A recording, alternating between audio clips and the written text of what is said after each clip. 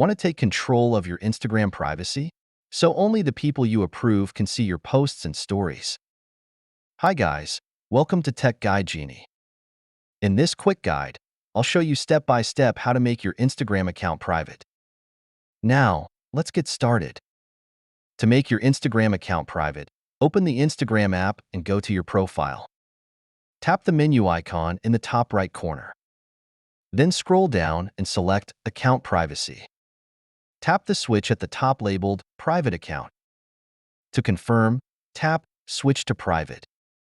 Your Instagram account will then be set to private. Only people who already follow you will be able to see your posts.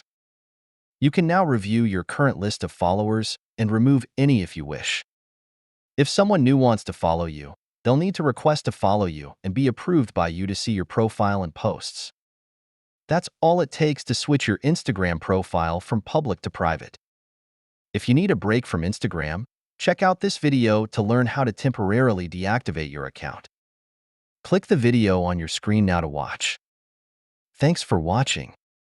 If you found this video helpful, please give it a like, leave a comment, and share it with your friends.